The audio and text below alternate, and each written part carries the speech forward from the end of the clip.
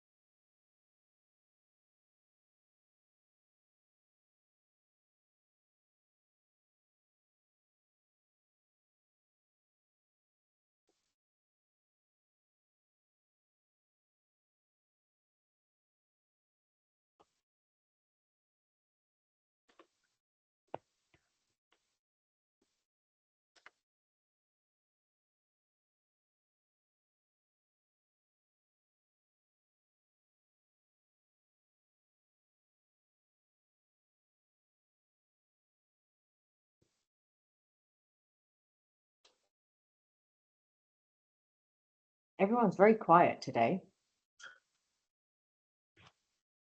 Long week. Almost done. Okay, shall we start? Maggie, can I ask you to put the agenda up, please?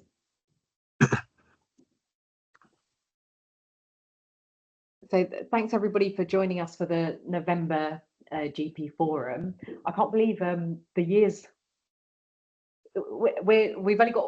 We've only got December left now. The time's whizzing past. The years whizzed past. Thanks for joining us today. Thanks for those of you that joined us for the AGM recently. It was actually a really lovely evening, and it was very nice to see so many people face to face. I think the face-to-face meetings always have a different vibe about them, so it was really good to see everybody that joined us that day. I hope you've all had a good half-term break if you were off with your little ones. I know that many of us were celebrating Diwali and some Halloween as well, so hope everybody's been keeping well. We've got a few items on the agenda today. The meeting is being recorded, and please feel free to ask questions or put comments in the chat bar. And can I ask you to mute your microphone if you're not speaking, please? I'm going to hand over to Paul, who's our Director of Corporate Services and Strategies, to give us an update. And over to you, Paul. Thank you, Alpana. Good afternoon, everyone. We've got two notices that just wanted to raise for you. First one was just coming out of the recent annual general meeting. There's a motion that was sent out to practices. You've all received a letter and a voting ballot, and this was in relation to changing the board structure ever so slightly by increasing the number of clinical directors that sit on the board. So there's a vote that's required. And what we're aiming to do is to increase the number of clinical directors from 4 to 5. And what that means is that there will be a reduction of the practice directors from 3 down to 2. But we just wanted to get the support of the membership for that. So that letter and voting ballot has been sent out. Please could I ask those voting slips to be completed and to be emailed to Maggie. So that's just the sort of the details of the motion. So, and if anyone has any questions, happy to answer those.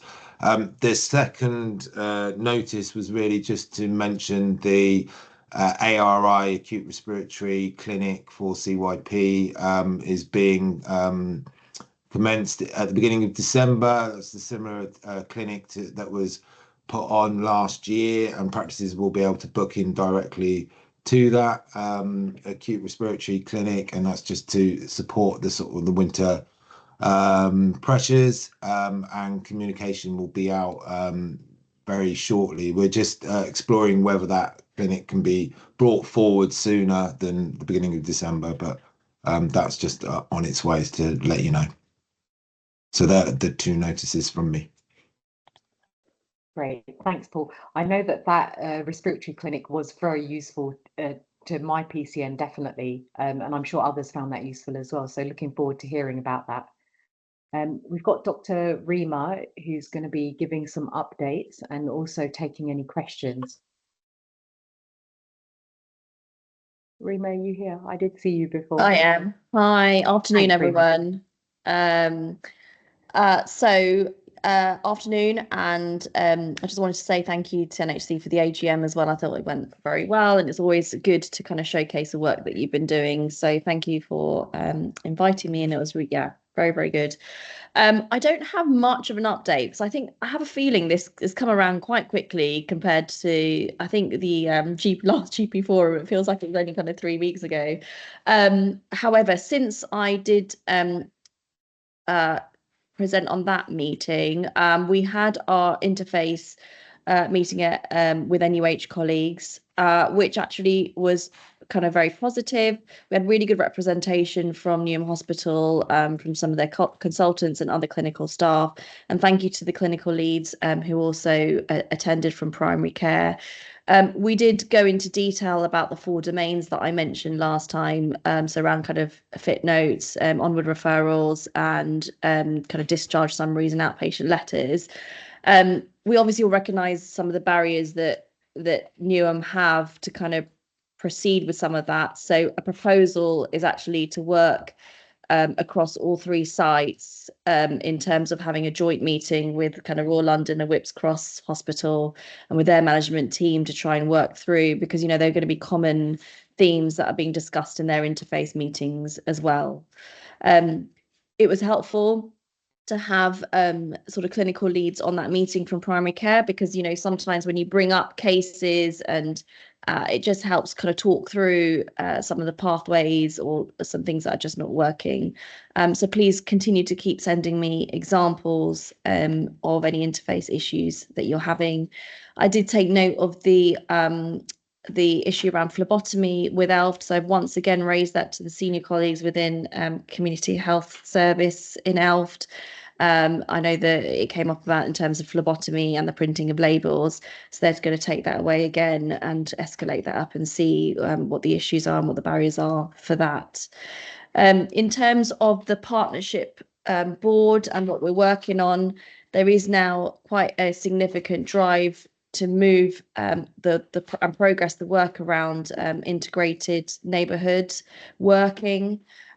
So we have some PCNs that have kindly come forward to talk through possibly working through in that kind of focus working group. We've looked at some of the data across North East London, and not just North East London, but also Newham in terms of health outcomes. And we're at the moment focusing more on the diabetes, particularly in the areas where it's more prevalent in the borough, and working with those PCNs that are kind of affected, and trying to work towards more of a neighbourhood approach, not only kind of with prevention, but also kind of improving the health outcomes of those who are already diabetic. So that's just some of the work that we're getting on with.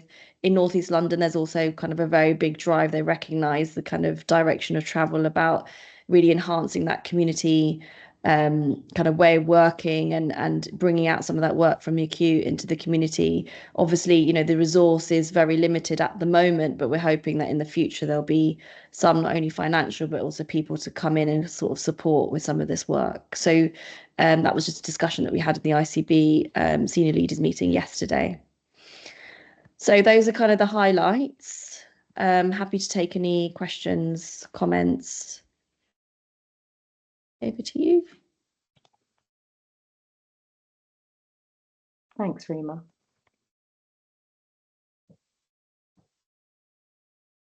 Okay, Tammy? Thanks, Rima. So I'm just going to put it out there again as a diabetes lead. If I don't have, and we don't have an LTC commissioner, it's going to be really difficult to get some of this work off the ground, especially if we're focusing on diabetes again. So I do think we need to remember it's an MDT approach. So about the wider neighbourhood working, I went to a meeting yesterday with looking at sort of diet and diabetes, and some of the research that we could potentially sort of use to access some funds, but it's really hard to kind of move things forward without having a commissioner to do some of the work. So just raising it as a risk yet again, and it'd be good to know when kind of somebody will be in post. Thanks. Sorry, I don't have an answer for that right now, but noted. I know that we've got a sort of commissioner. I think actually it's going to be in post soon. I think interviews and all of that have happened. So Tammy, I'll let you know, or we'll announce it once that person is in post. But it is sort of quite soon, I've been told.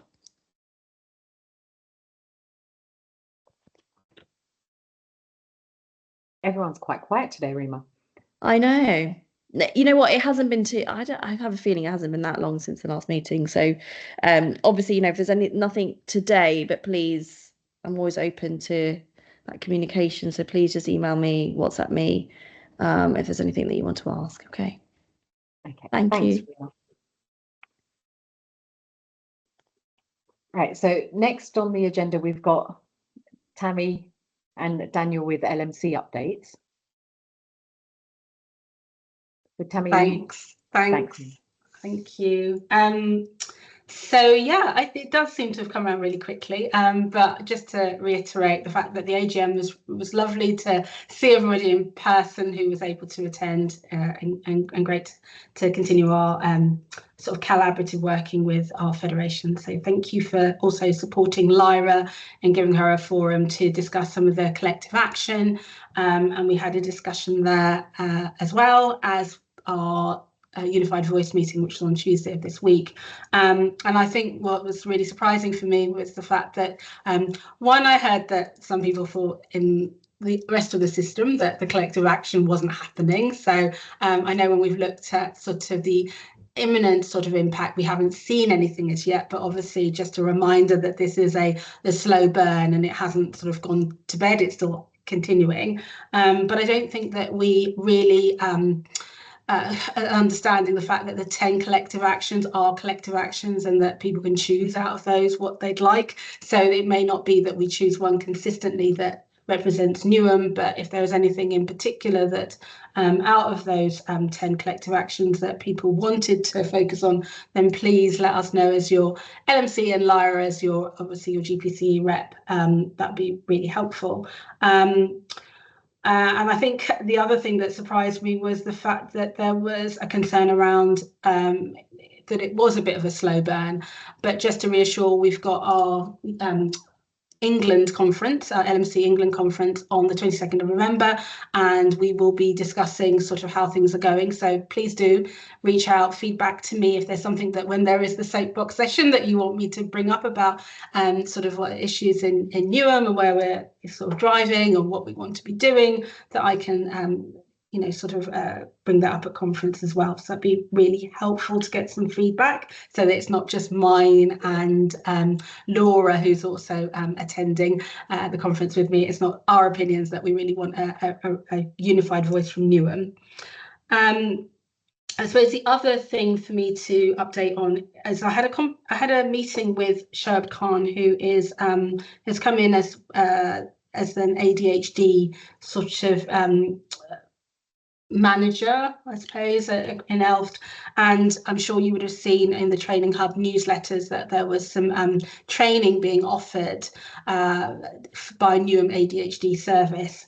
I'm a bit concerned, as we don't have a local enhanced service for ADHD in Newham, and this is not a Newham focused meeting. Apparently it's a North East London meeting, not Newham, that actually could cause a little bit of confusion in our system, and by attending that training, we're sort of inadvertently saying that we would be happy to sign up for an ADHD LIS at the moment, and obviously we're working through that as LMC. So our general advice is, please do not attend the sessions. We're generally saying, and Shob's a lovely man, but I don't think that he's understanding the context of where we're coming from with the LIS at the moment in Newham. So I think it would be a lot easier if you leave that to us to continue those conversations with Elft and with the commissioners about what we want to do with ADHD in Newham, and potentially not attend those sessions.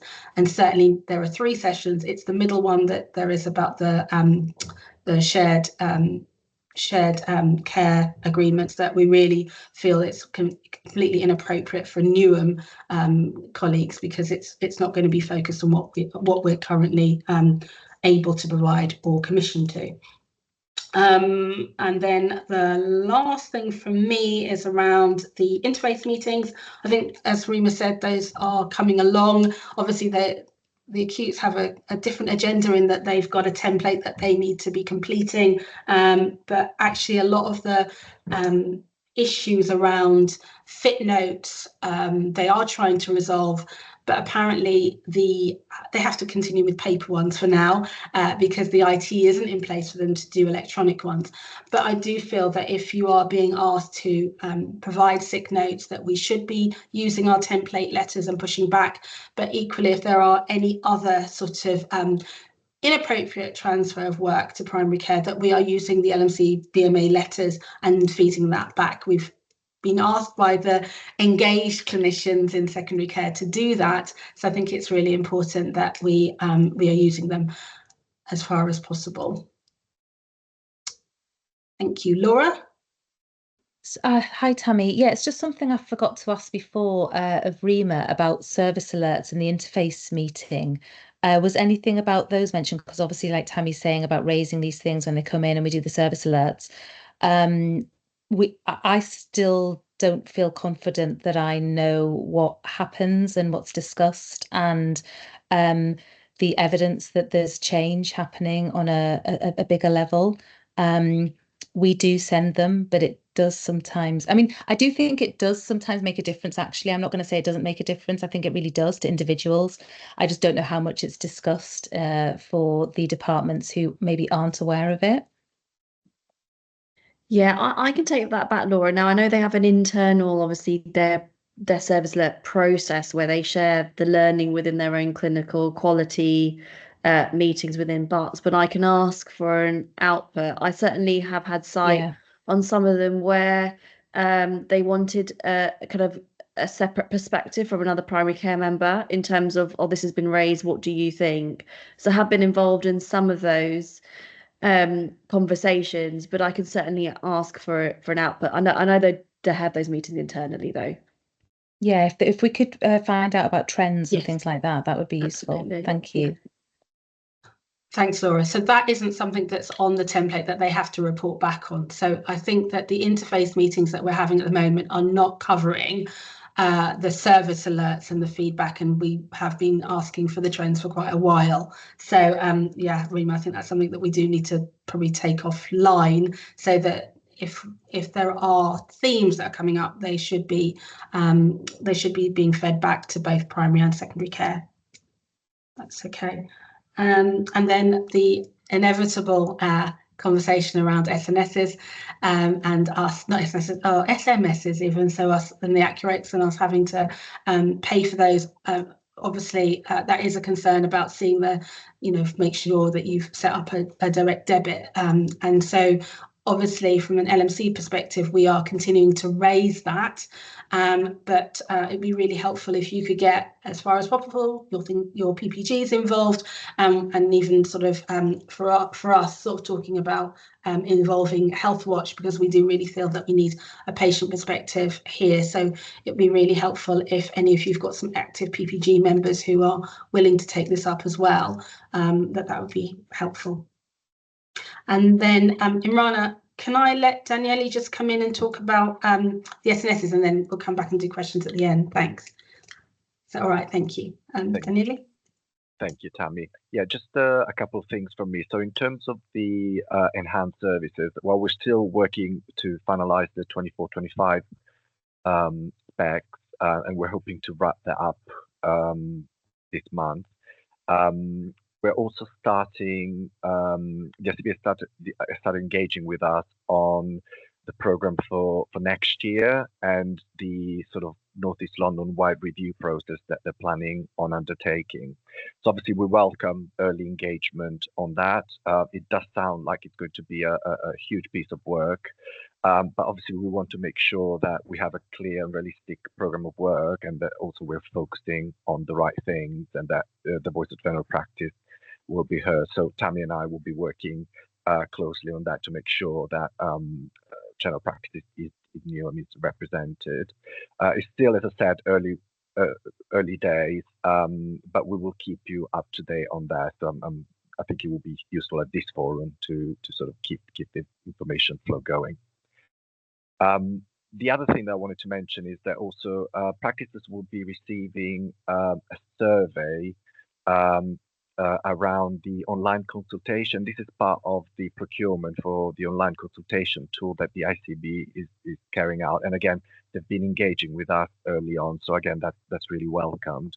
So we have looked at the survey, and it's just collecting information about the tools that practices use, and also what they would like to see in some of the features of the tool. So I think it's welcome that the ICB is doing that. We have had assurance from them that the information that will be shared will not be used for any other purposes, but just to inform the spec and the procurement process. So that's really good. Something that I wanted to flag to practices. And then finally, the last thing I wanted to mention is that we're going to have a first London General Practice Awards that will be held in February at the House of Commons as part of alongside our annual general meeting. And there are 11 categories that practices can nominate for, and it's really an opportunity to recognise all the hard work that practices are doing in London and Newham as well. So please visit our website, nominate, and good luck to everybody. Thanks, Daniele. And I suppose just a little bit about the budget, really. So we're not quite sure about what's happening with the national insurance increases, but there should be a calculator to come that we will share. And it'd be really good for practices for each member of staff to kind of work out what the increase in their wages would be and the on costs, so that you can give yourself a really good financial model about what the potential increases would be, and then we use that to sort of feedback about the fact that actually we feel that we should be exempt from having to cover those costs. So that's something to come as well. Thank you. Imrana, you had your hand up. I don't know if that was a question for me or for Rima. That was just a comment actually for you and for everyone. So I don't want to bulldoze the conversation onto about ADHD, because that's a whole can of worms. But essentially, I'm working very closely with Shoaib Khan. Had a long meeting with him yesterday as well. So we're doing a lot of work in the background to make things easier and more standardized for GPs, with no expectation that there'll be more work that's unfunded.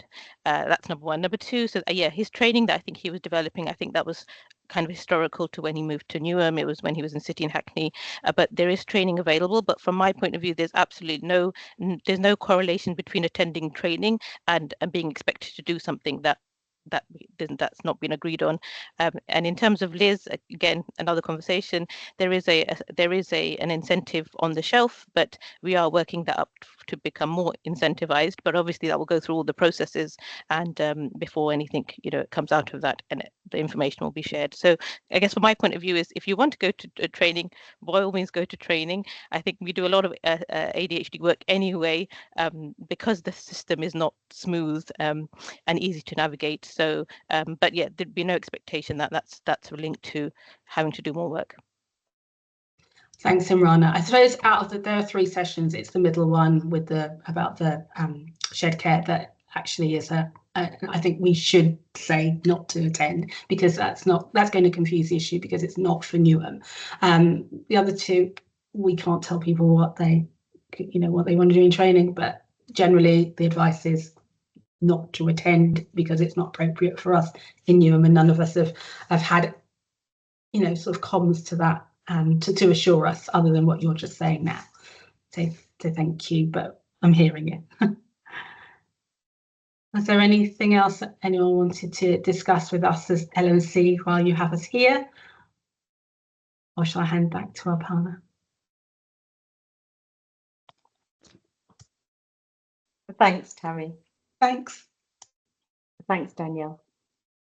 Right, so we've got Jack, who I think is with us, who's going to give some updates. And also, if anybody has questions for Jack or the rest of the ICB team that they wish Jack to pass on, please do speak up. Yes, thank you very much. I don't think we've got any slides, so we can take those down if people want, so we can continue to see people. I just wanted to bring a couple of updates. Actually, ticked off one with the thank you, Daniele, for providing the online consultation update on that. So thank you. The first one was around transitional funding. So we had 10 new practices in Newham who were in the process of applying for funds through that. This is the funding to support implementation of modern general practice. Those 10 were approved, so that's really good. And it's just a quick reminder to note to people that that process still remains. There's funding available throughout the year. The next deadline for submission is at the end of December. What we're going to do is refresh the communication and send out some sort of lessons learned and sort of helpful tips within the applications that we've learned from this last round, and send that out. So the next one's at the end of December, and then it's the end of the financial year for the remaining ones. So the end of February is that submission. So there's quite a tight turnaround in that between the final 2 submissions, but just want practices to be aware that that is there and available for them. The next thing I wanted to bring up, and you hopefully seen this, it came out a couple of days ago, is the resilience funding that has been made available. So as now we've got a funding pot. We've gone out with some information and an application form to be completed by practices. The deadline for that is the 25th of November. If you've got any queries about it, then do come speak to us and let us know, and please do that. It's open to all practices to apply, and can be used for a wide variety of things. So change management, backfill if people are going off to training, lots of things. So please do read the letter and consider about where potentially that money could support the practice, and submit those, or as I say, approach us early on, and we can have those conversations. And then and including part of that, and I nearly missed it as part of the update, but within that there is also PM training that's on offer as well. So a practice manager's training, which is going to be put on at a NEL level. Fiona Earn is leading on that bit of work, but again, if anyone wants any more information about what that entails, there is some information within the letter, but if there's a bit more detail that's required, do let us know, and I'll put you in touch with Fiona, who can give a bit more detail into it. But again, those applications close on the 25th of November, and we welcome sort of anyone to apply who you think could benefit from that practice manager training.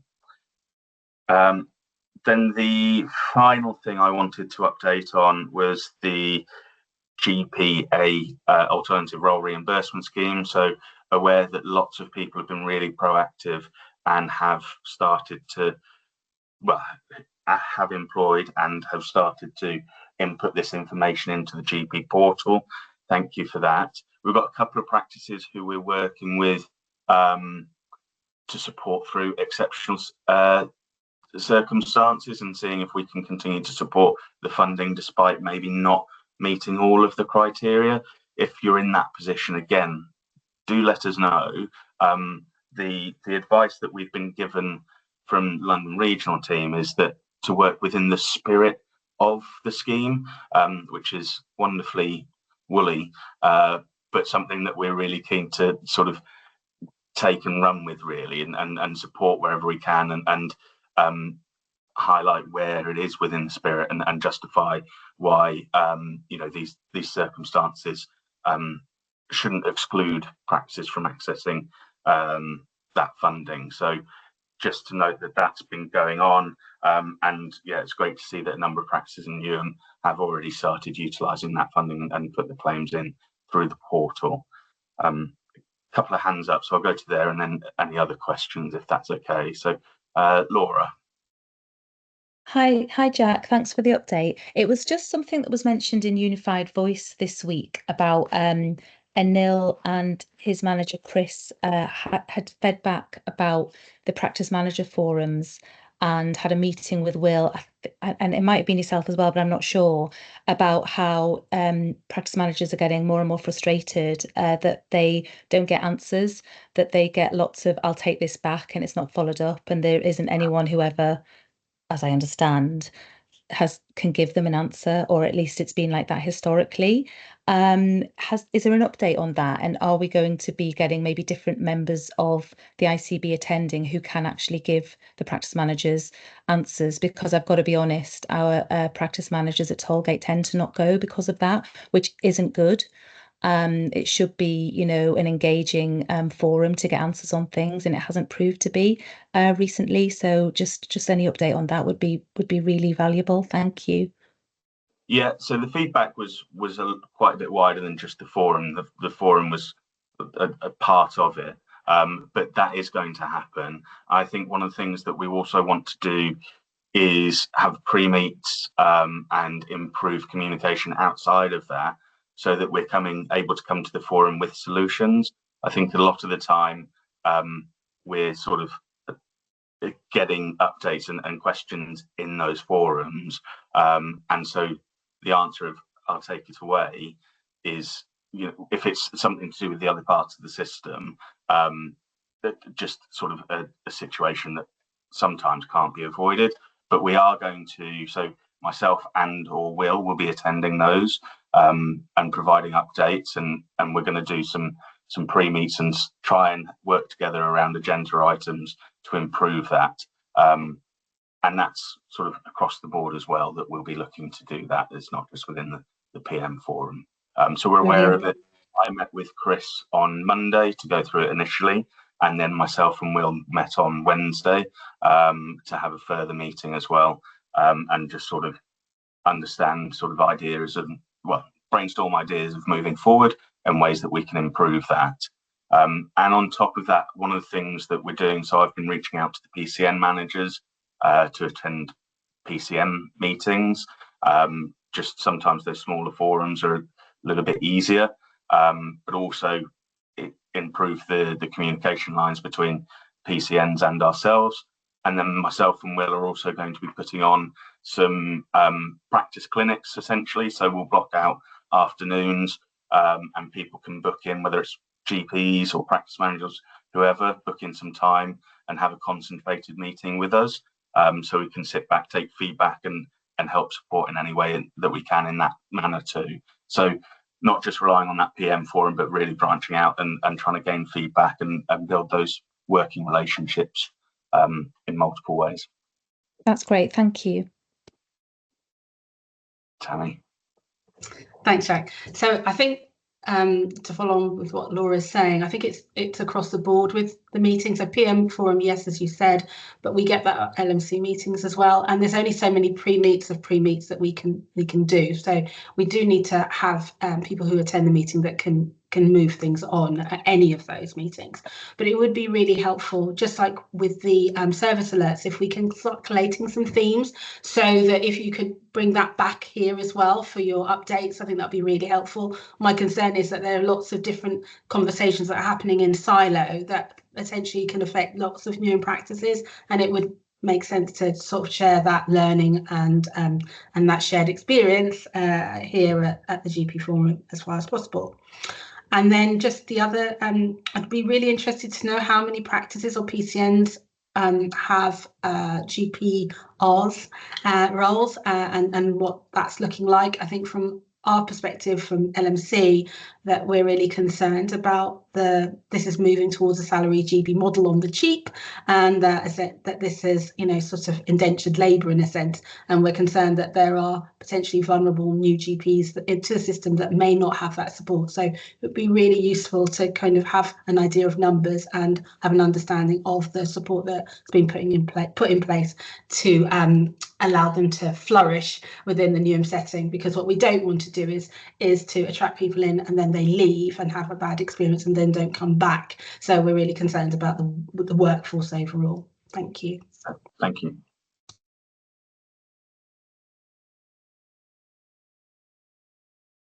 So no ideas of numbers yet, no?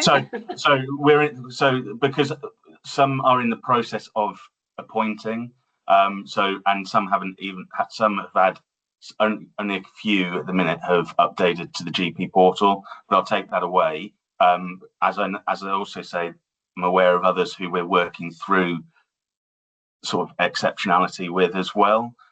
So what we'll do is we'll give you a breakdown of those, and also one of the things is if it's on the portal, not very few people have access to actually reviewing those numbers, so it's a request. So we'll do that. I'll make that request, and then we'll get that to you. So we'll do I'll do an end of October and then end of November run for you, so you can see those, and then also update you on any that I'm aware that we're sort of discussing exceptionality with. Thank you. Great, thanks, Jack. I think no more questions for you, Jack, but we'll be happy to have you join us again at the next forum if that's all right with you. Yeah, I'm happy to keep coming, and happy to bring colleagues along. It's great if there's some sort of themes that want to be discussed, and we'll do that collation as well. But if members want anything particularly highlighting and discussing, then do let us know, and we'll come with more detailed information around that. Brilliant. Thanks, Jack. Okay, so just going back to the agenda.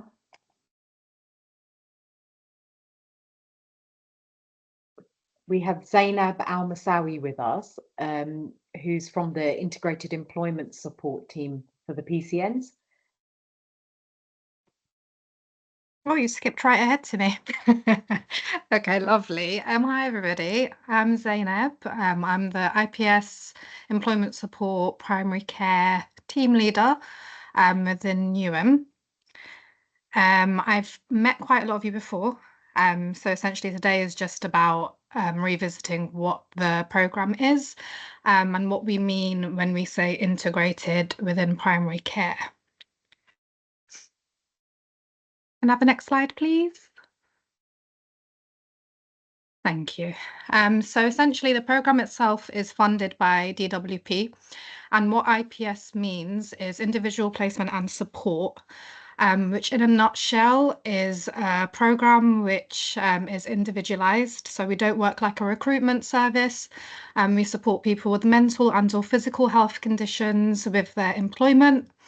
So these people can be employed, they can be unemployed, on sick notes, anybody who is looking for support with work, we can support.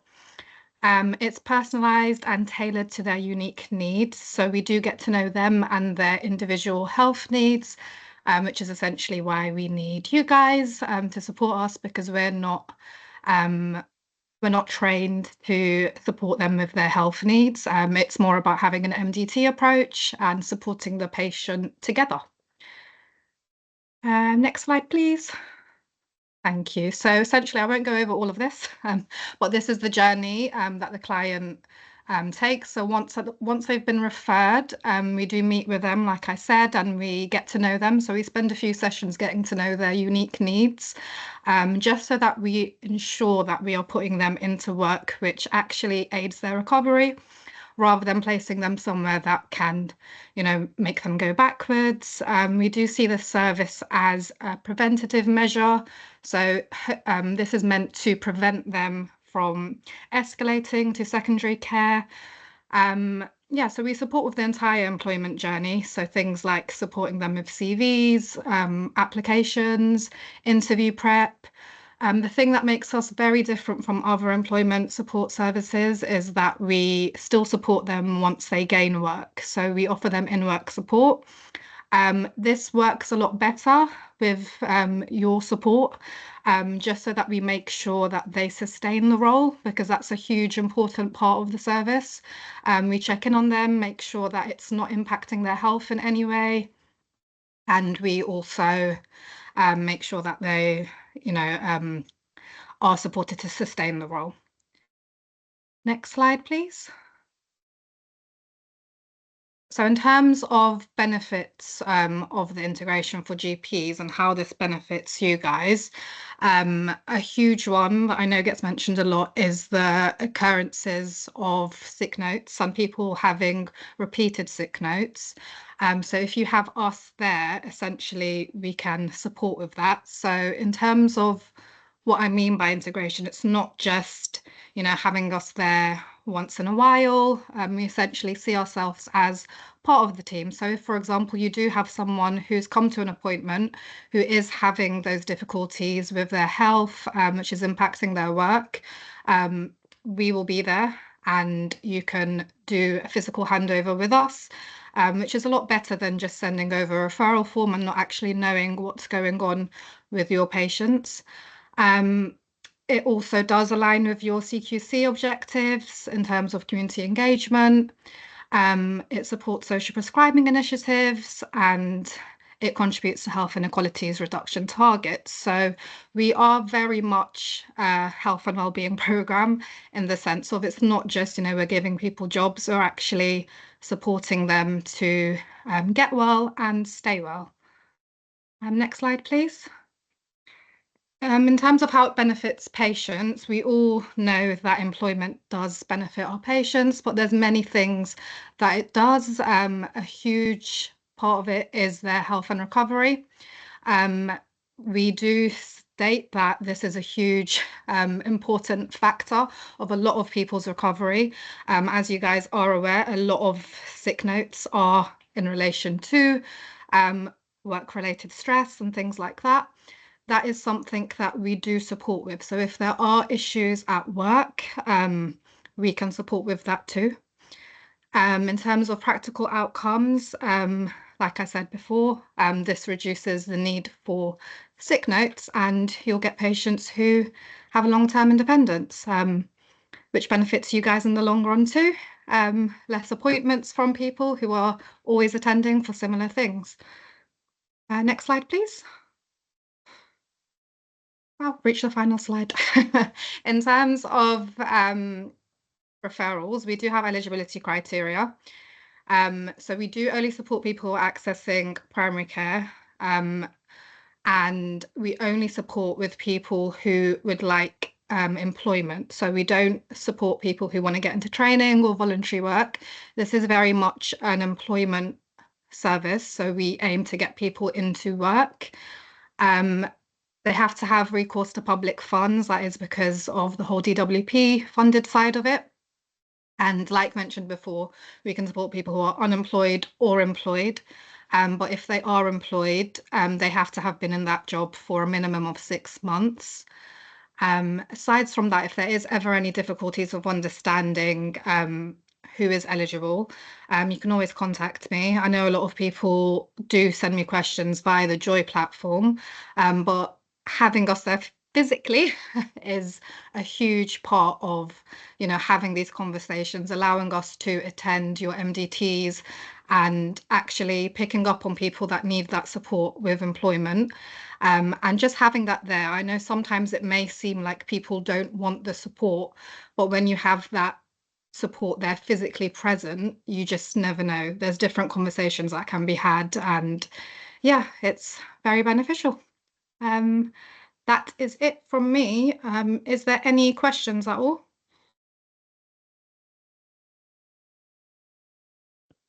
Thanks, Zainab. I have a question for you. Yeah. Do you have like a good example of a patient that's used the service that, like the typical patient that would be benefiting from the service, basically? Yeah, we do. I've got loads of good news stories. Do you want one now?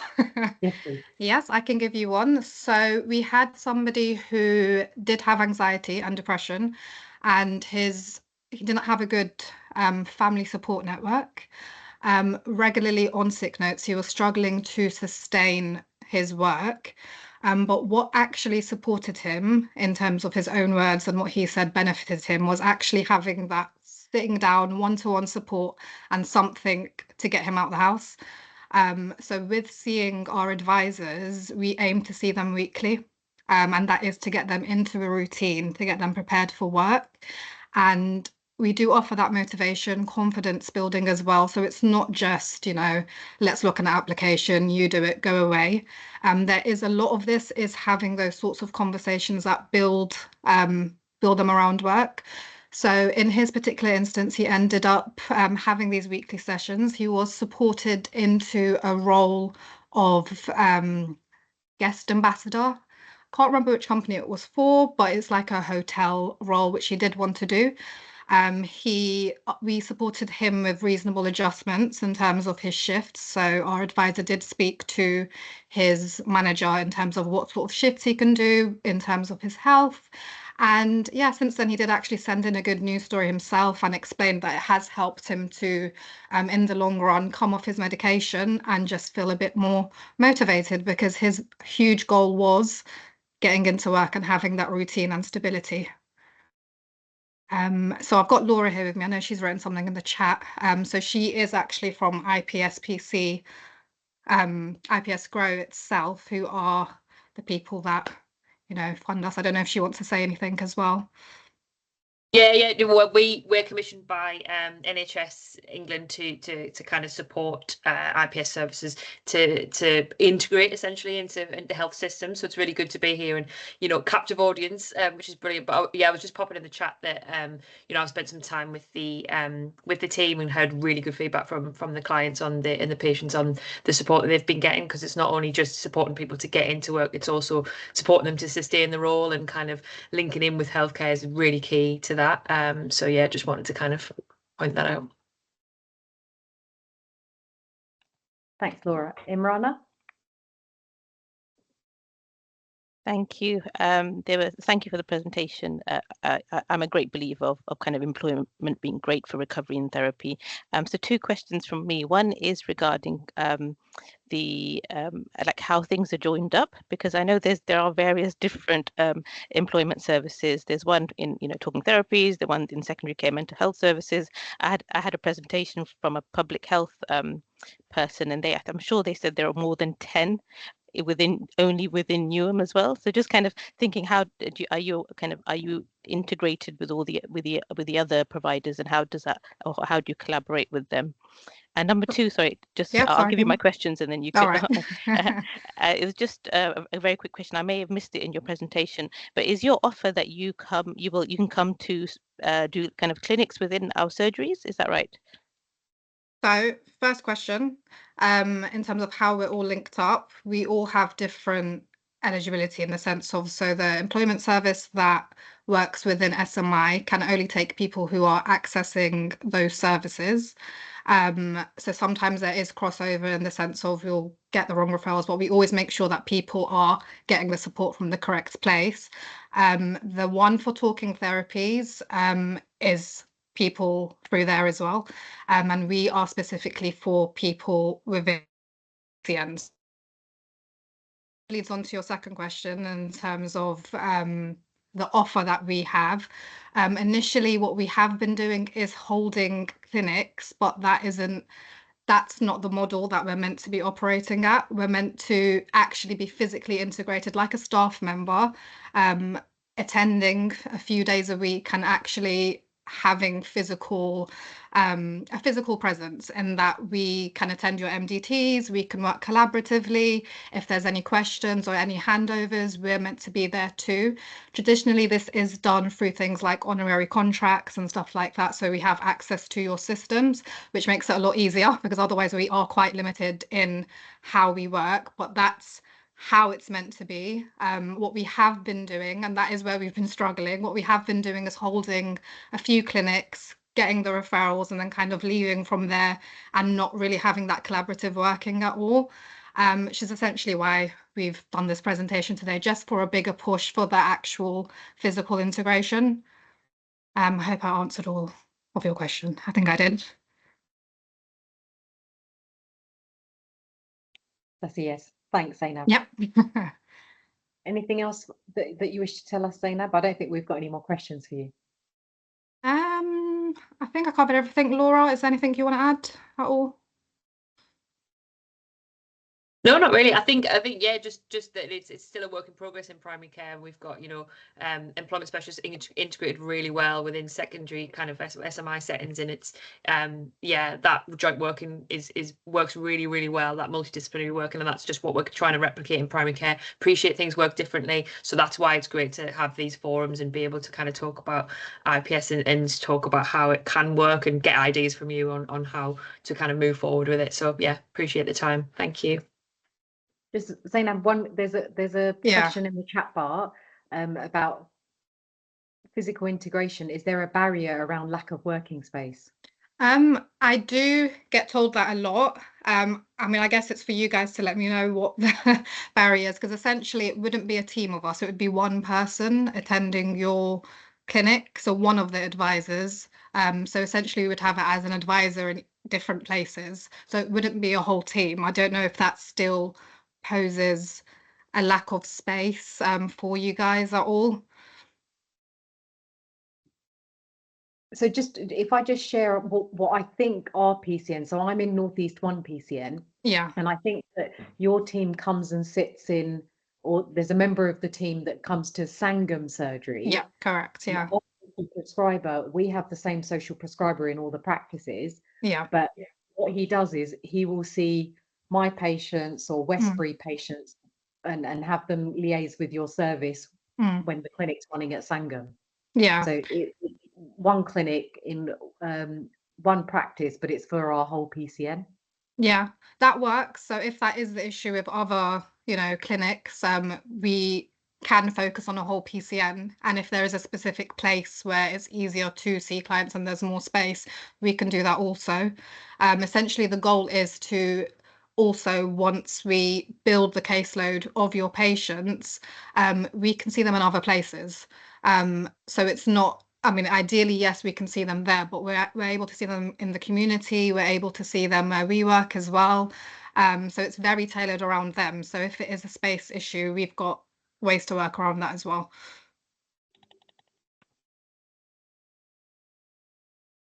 So your slides will be shared. I think your last slide had your contact details. So yeah, you know, colleagues can contact you directly or via the Joy app as well. Yeah. So we'll be sharing your contact details. Perfect. Oh, and then Imran has added one question. Sorry, quickly. She's asked, is this time limited? Is the funding or the program time limited for this? So essentially, in our current funding, we are coming to the end, but it has been extended.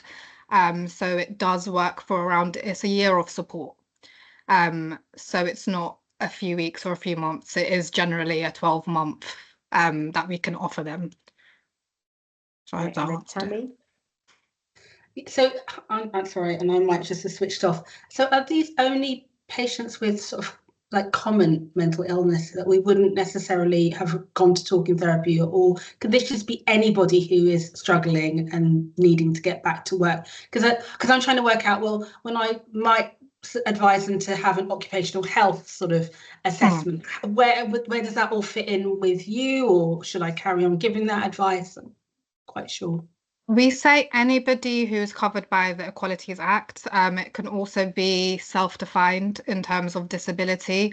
Anybody who sees their health as a barrier to work, if that helps to define it a bit more. So if somebody thinks, you know, I've got a condition and this is what is making it difficult for me to sustain work, or it's really impacting my work journey, they're eligible. Yeah. Thank you. No worries. Thanks, Zainab, and No thanks worries. for you as well. Thank you. Okay, so we've got Chad Martin, who's from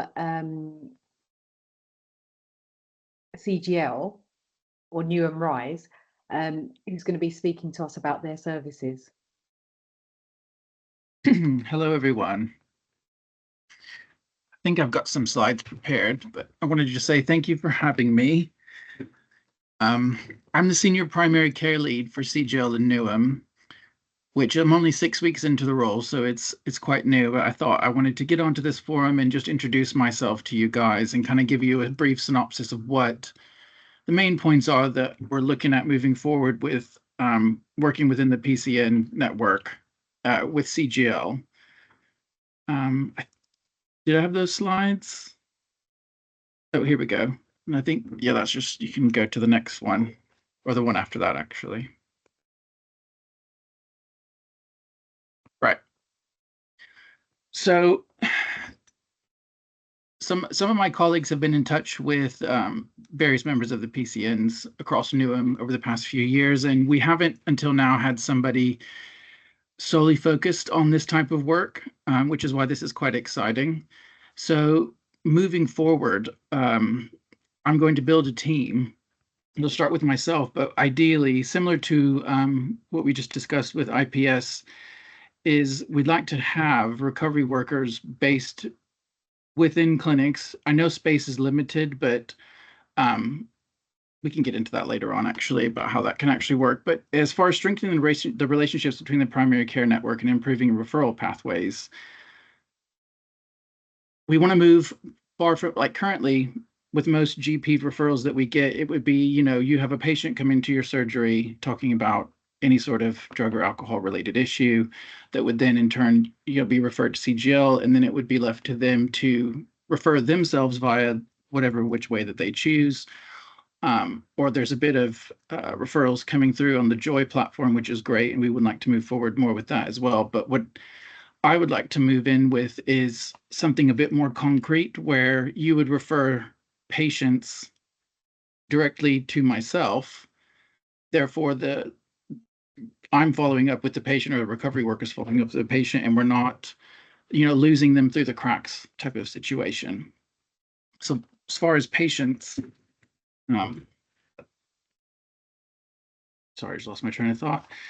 And then as far as working with yourselves, with educational courses, pop-up clinics, those types of things, I can get in touch with all of you directly to try and see what works best for you, how we can tailor it, those types of things. And all this can work together to help us reduce the stigma around Newham with addiction. We just celebrated our 10 years of being in Newham yesterday. We had a big event in Stratford, and it was quite interesting, all the conversations that were had surrounding stigma.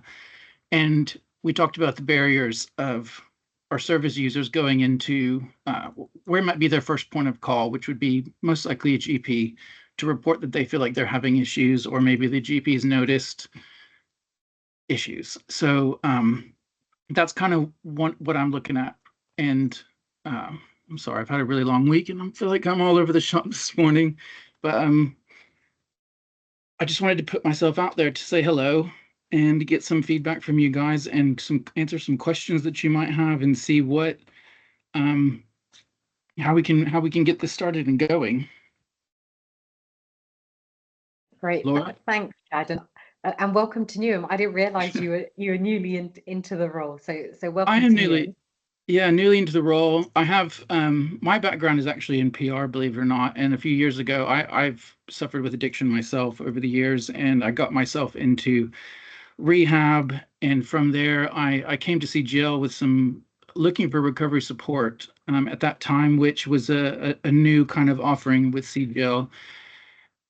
And they really saved my life, to be honest. I wouldn't be here speaking with you guys today if that wasn't the case. So I owe them everything. And for me, this is why I kind of get a little bit emotional sometimes when I talk about it. But I started as a service user and then worked up and then started working with, my peers as a peer mentor for a while. And that's sort of what sparked me to want to get involved in this sector and change my career path completely. And I started working as a recovery worker. Then I went into prisons. I've spent the last year working, I won't say which prison, but at a very difficult prison. And I've come back to Newham, where I originally started all this, to carry on and move into new types of work and new ways to help people. Because let's face it, we all know the need is out there and it's only growing. So we have to adapt and we have to change and we have to move forward to try and see the best way forward and how we can help everyone. So Laura, sorry, tangent, what was your question? No, that's okay. I just really wanted to say thank you for reaching out and welcome to Newham, like our panel said, because I think that it has gone a little bit on the wayside, the CGL service. We've felt quite distant to it and separate to it. And I also wanted to say as well, thank you for sharing your journey. I do know in the private sector, a lot of people who work there are people who are recovering with addictions. And I think it really does make a difference. And I think it's really useful and super useful to, like you say, reduce that stigma. And hopefully these clinics and sessions can really bring that together. So thank you very much. Thanks for that. Sabir? Same like other people, Chad, is very fortunate that we have it here in Newham. And you already told it is a difficult journey, obviously in Newham as well. So you probably overwhelmed this week, probably with too many problems. It's better to have a face-to-face talk with us also, having this kind of, because you are doing a difficult job. We have difficult client. We all have to be in the journey together. And remember, it's a Friday, so don't worry. No, exactly. I will be meeting with you all face-to-face and we can discuss more tailored plans of how we can work together and move forward. But thank you for that. It was very nice. Any other questions? No? Okay, well, you got my contact details. And like I said, I'll be getting in touch very soon with all of you. Thank you.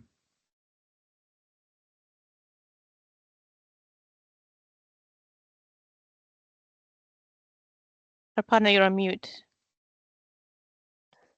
Sorry. It's Friday. Thanks, Chad, for joining us. And I echo what colleagues have said. Thank you for sharing what you've been through.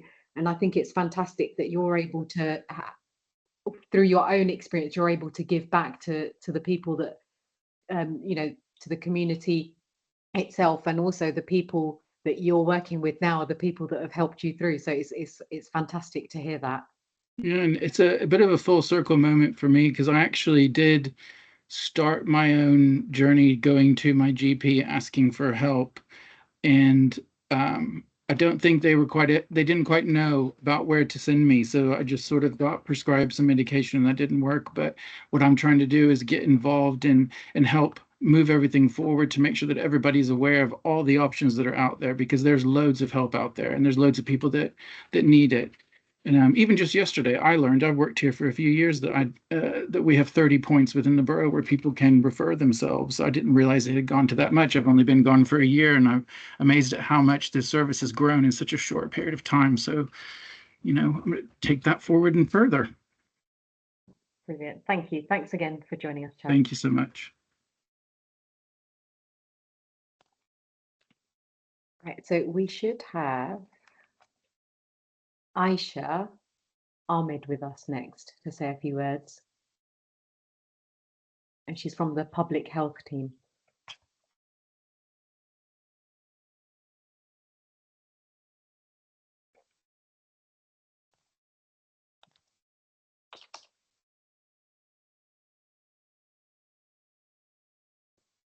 Oh, I don't, Maggie, has she joined us?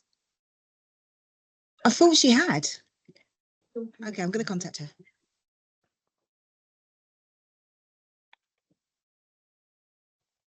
Okay, does anybody have anything else that they wish to discuss while we're waiting for Aisha? Any other update or any query or anything that anybody wanted help with?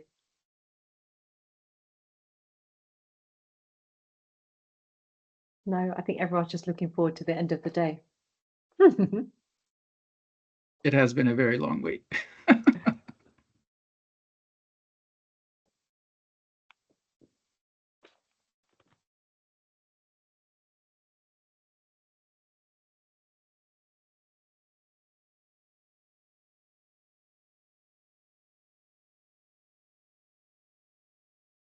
I think the other problem happened, it's gone darker too quickly.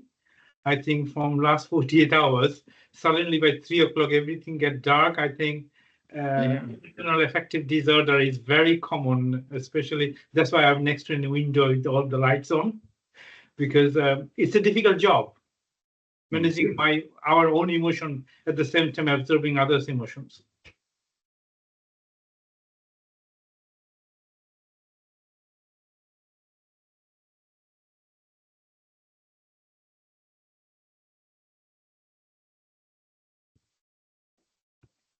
I'm not sure if Maggie's had any luck. I think it's diabetes week, and I think that's what Aisha was coming to talk about. Yeah, the 12th and the 20th. Tammy, you might be able to. I was literally just trying to get that email open. So yeah, there's going to be, so World Diabetes Day is 14th of November, and there are a series of events that Public Health, that Aisha is leading on, and they'll be able to have free health checks, blood pressure, checking their weight and their glucometers. There'll be cooking demonstrations, nutrition kitchen will be around, and some physical activity demos from Zyla as well. And they'll be able to sign up to whatever of the Live Well Newham sort of programs are available. So the dates, there's some supermarket dates, so Asda Beckton on the 12th of November and Morrison's in Canning Town on the same day but different times, and then some events in the library. So what I'm trying to do is just see if I can get that and stick it in the chat until Aisha comes, but that was your filler instead of elevator music. Okay, thanks for that, Tammy. I think what we can do is, because I think Aisha may not be able to join us, what we can do is once we've got the actual information, we can share it when we share the other details with regards to the forum along with the slides. Yep. Okay, I'll email it to Maggie now, and then that might be better. Thank you. Thank you. Okay, so that was the last item on our agenda. Did anybody have anything that they wanted to discuss? Oh, here's Aisha. Hi, Aisha.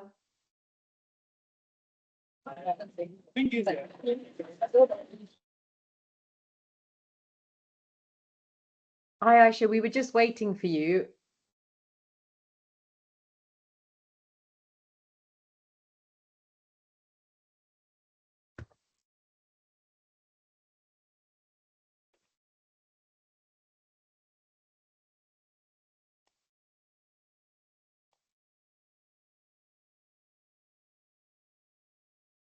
Thanks for joining, Aisha. Did you want to say a few words about the... So sorry, my laptop was on mute. Sorry, it's lovely to meet you all. My name's Ayesha Ahmed. I'm one of the public health strategists at Newham Public Health. Just want to make you aware of an event or a series of events that are happening across the borough from the 12th to the 20th of November. It's World Diabetes Day on the 14th of November, and to mark that, we are doing a series of events. So let me just share my screen. I'll of course share this with you. Yep. So there'll be health days across the borough. We're doing 2 in supermarkets in Asda and Beckton, and one in Morrison's, Canning Town. And we'll also be at libraries, Manor Park, East Ham, and the Shipman Youth Zone. So sorry about the background noise. And yeah, we'll be doing glucose monitoring. It'd be a really good opportunity to sort of like socialize family interventions and family approaches to preventing development of type 2 diabetes in key areas. So these are all areas of high incidence of childhood obesity and type 2 diabetes in adults. So yeah, like I said, we're really trying to target do a family approach to prevention through the just essentially, what's the word that I'm looking for? Just by advertising, just making available the services, the many services commissioned by the NHS and Public Health. So I'll send this through to all of you, and it'd be great if you could send this through to your patients. For everyone, anyone can send. It's this whole borough-wide intervention. Thank you. Laura, did you have a question? Yeah, I mean, it looks really, really good. And I've just seen one, obviously, that's next week in Beckton. So my patient's close to there. I guess my only thing, if this had been a couple of months or so ago, 3 months ago, we go, yeah, let's just send a text out to all of our eligible patients. But we're not going to do that anymore because we've really restricted in the text that we can send. And this is another example of where general practice is advertising all of this stuff that's public health. Which should be done via public health, which I think it is being done via public health, but obviously you're asking us for our help from general practice for our patients, but it's not something that we're going to be able to help as, sorry. Is someone, oh yeah, you're on mute. It's not something that we're going to be able to help with as we have done before.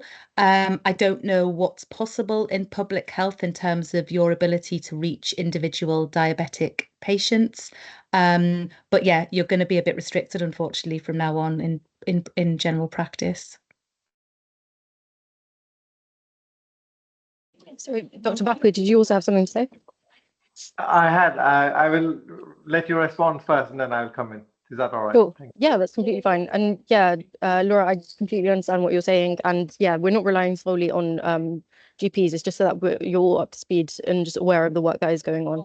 We are very much promoting it through our existing channels, through like VCSF groups. We also have access to, like I said, it is a whole intervention approach. So we are advertising it through schools because we are trying to tackle childhood obesity as well, and it is a whole family approach to tackling or preventing type 2 diabetes. So it's through schools, through children's centres and networks, through a series of other sort of avenues for communication. So it's not, we're not just solely relying on this, and I completely take on board that you are restricted in what you can do. And I wouldn't expect you to send this out to all your patients. So just to let you know that there is an opportunity, that if in the week coming there is sort of like an opportunity for you to if a patient, for example, is worried about what's weight management of their wider family, this is somewhere that you can signpost to. So yeah.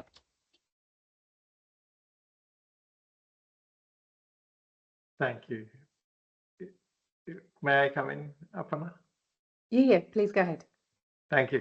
So, Aisha, recently I read a piece on the paper that one of the stores in East Ham was being converted into a restaurant. Now, you know, I work in Northeast 2 PCN in Newham, and we have got quite high prevalence of diabetes as it is. So my question is that as a public health strategist, you know, we got, I think, more than our share of restaurants, things like that in this part of the borough. And we give advice to people, we start them on medication, you know, we try our best to support them.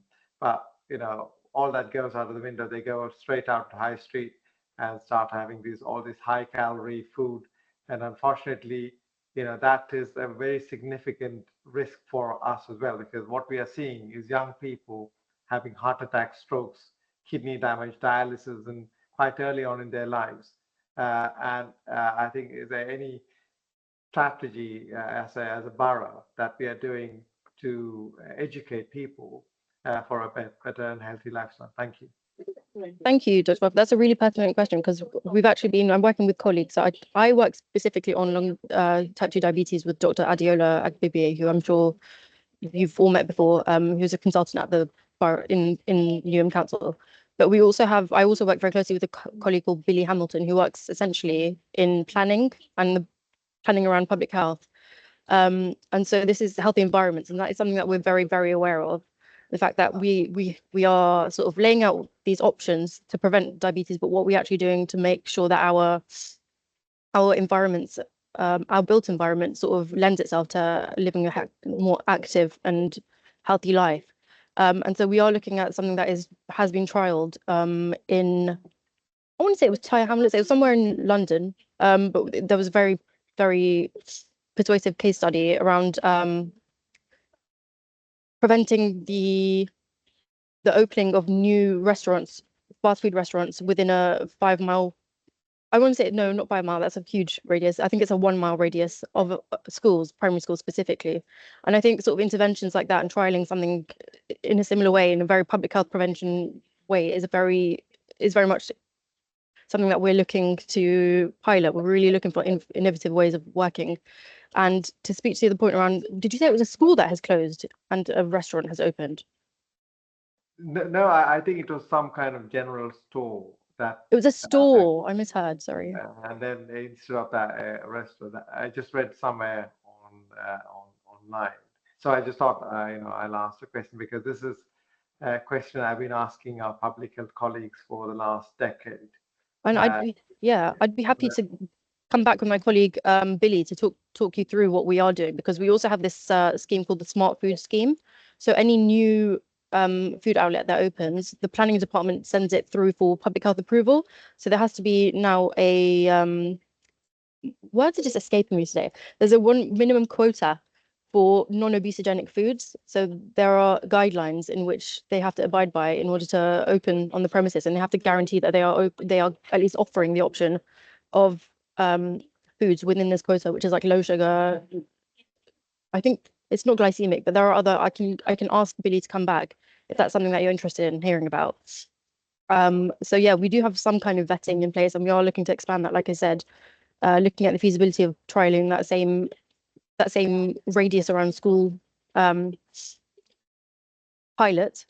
But yeah, I can absolutely ask if Billy and I could, if you are interested, we could absolutely do like a presentation and let you know about what we have going on in terms of planning and built environments. Thank you, Aisha, for that. Tammy? Hi, Aisha. Sorry, I was just saying before you came on about the event, but Laura's point's really pertinent about the fact that we can't disseminate this information for you. So what plans have public health got? And if you have said it already, that'd be great, but I had to take a call, so I might have missed it. Thanks. No worries. So as I did address it earlier, but just to reiterate that we are going through existing forums. So we have the Faith Forum, we have the VCFS Forum, and because it is a whole family approach to preventing type 2 diabetes, including children, and we're really looking to target specifically childhood obesity, and that's why we've chosen those specific areas. We went through children's centres and neighbouring schools as well to advertise the events, to let them know that it's happening, and there'll be activities and there'll be services available for children and whole family approaches, amongst other things. Yeah. Thanks. So we're not relying on us, but we could put it on our practice websites, for example, if that's that'd be fantastic if possible. There we are. But we won't be able to text it. That's fine. That's fine. I wasn't expecting you to. I just wanted to make sure that you're all just aware of it. It was just to point out, though, I know you're not expecting us to, but it would be a wonderful way to actually let the patients know. So if we had that ability, or if you had the ability, it would be great, but we just don't. So it's just a shame that some patients who won't be able to access all the things that you've been trying to get out at, and that would have been a good way for us to do it, but we can't do it now. But it's just, that's not your fault at all. And I know you're not asking that, but it's to highlight that means that some people are not going to be reached.